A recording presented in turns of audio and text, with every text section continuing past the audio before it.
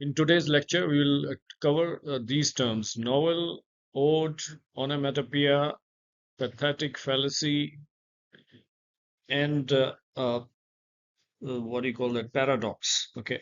So now these are the terms which we'll be covering in this particular class. Literary terms seven: novel, ode, onomatopoeia, paradox, and pathetic fallacy. Okay. First is novel. Novel is nothing new to you. You know what is a novel? Novel is a long prose narrative, something which is of a formidable length, a story which is of a formidable length. The only thing is, novel is a story in itself, okay, but story which is long, okay, and a smaller one is called story. Then it becomes a novella if it is a little big, and if it is of a formidable length, then it becomes a novel, right? So it is nothing but a story, right? Which is written in prose, where you have characters and themes, society, emotions, and all. So that is what the definition of novel is. You know that how it developed in English literature. Already you have gone through the history of English literature. And novel proper appeared in 18th century Europe, towards the end of 17th, and the first novelists who can be named were Daniel Defoe, Samuel Richardson, and Henry Fielding.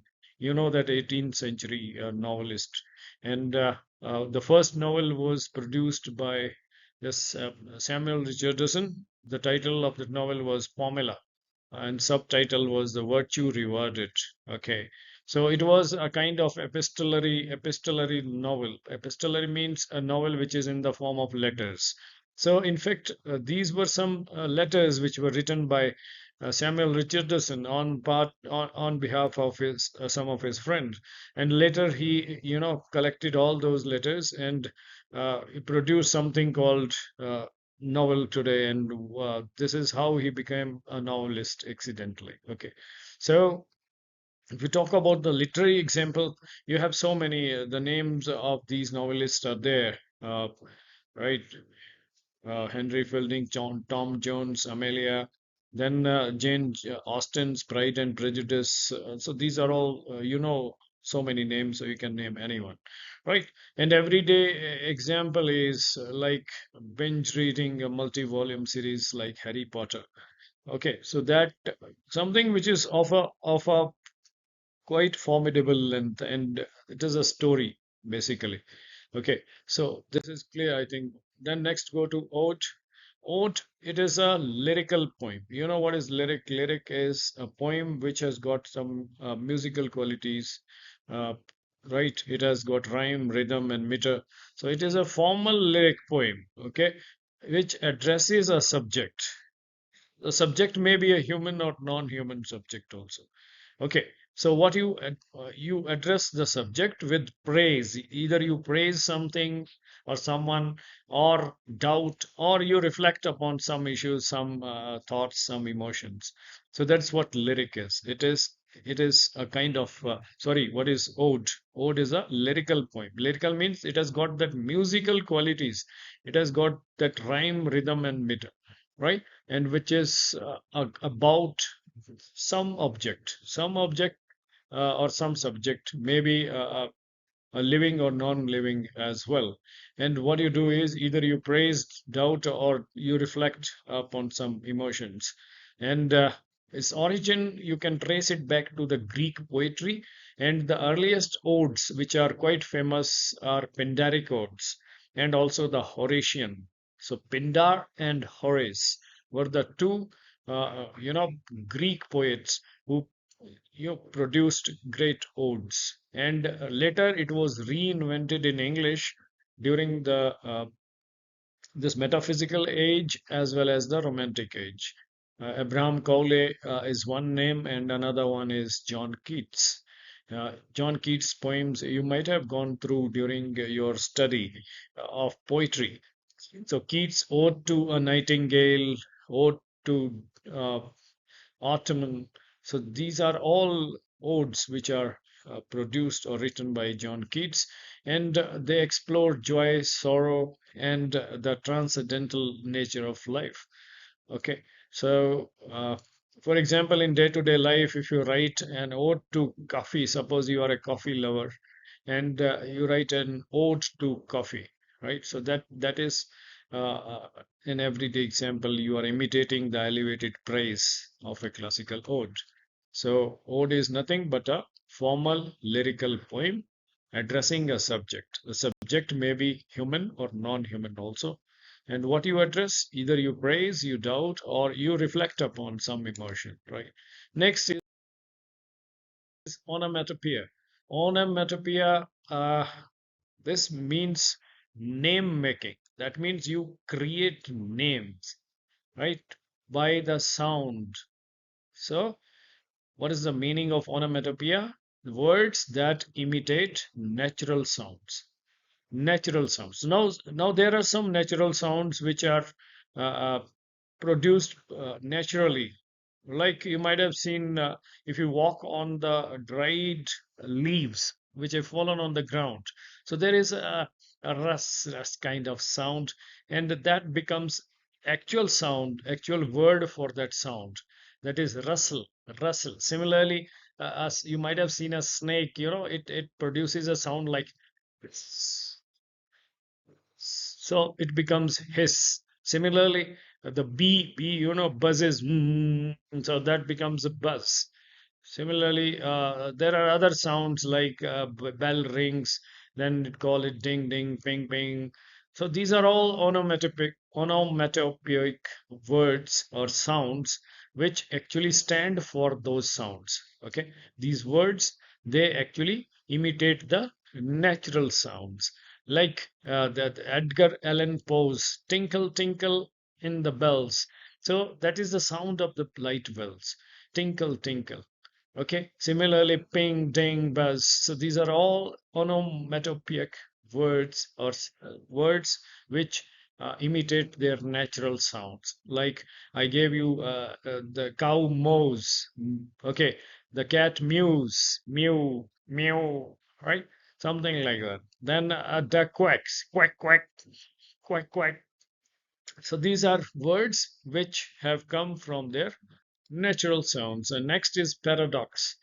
Paradox, it comes from the Greek word paradoxon, which means contrary to expectation. Para means beyond, and doxon, it comes from the word that means which is beyond the expectation. Which is this paradox is used not only in poetry or in writing. It is used in philosophy as well as rhetoric. Okay, and what is the definition of this? A statement that seems contradictory, a statement which seems contradictory but reveals a deeper truth, right? So there are so many paradoxes. A statement that seems contradictory but reveals a deeper truth. For example, John Donne has written a line: death, thou shalt die. Sorry, death, thou shalt die. वो उसको challenge कर रहा है death को कि तुम ही मर जाओगी, राइट? तो इसका मतलब क्या हो? इसका मतलब वो क्या? There is a spiritual victory of done over the death. That means death cannot uh, uh, kill or cannot just finish John Donne. Death बोल रहा है तुम ही मर जाओगी, right? That means he claims spiritual victory over death. Okay. Then next is everyday example. For example, you say less is more. Less is more. That means simplicity uh, often creates richness. That's what the meaning of this is. Less is more. That means even if you are simple in life, that creates richness. So these are examples of paradox. There are so many paradox. There are stories related to this, like the crocodile paradox, where there is a mother whose small child uh, uh, has been caught by a crocodile. Then he puts one condition before this mother, that I will spare the life of your child if you guess rightly what I will do with the child. वो कहता है कि अगर तुम सही से मुझे बता दोगे, गेस कर लोगी कि मैं इस बच्चे का क्या करने वाला हूँ, तब मैं इसे छोड़ दूँ. So now this is a kind of paradoxical situation, okay? So अब next is pathetic fallacy. Pathetic fallacy. You already learned about affective fallacy, okay? Uh, you learned about intentional fallacy. Now this is another word, pathetic fallacy. That means there is some falsehood of something. Now, what is pathetic? Pathos means emotions. Emotions. So, when human feelings or human emotions are projected or applied to non human things, like weather, yeah, other objects, then it becomes a kind of pathetic fallacy. Why it is a fallacy? Because those non human things, they do not have emotions, but the poet or the writer has, given them those feelings. So that is why it is called pathetic fallacy. Human feelings are projected onto weather और objects, जो चीजें हैं उनके उनको इंसानों की feelings apply कर दी है. That is what is known as pathetic fallacy. And this term was coined by John Ruskin ने पहली बार इसको यूज किया था इन 1856. What does this mean? That is attributing human emotions to nature. Human emotions nature को दे देने, non-human things. Now example, if you talk about Brownie, uh, Robert Browning's that Porphyria's lover, which describes the wind as sullen wind. Sullen wind, it means which is sad. Okay.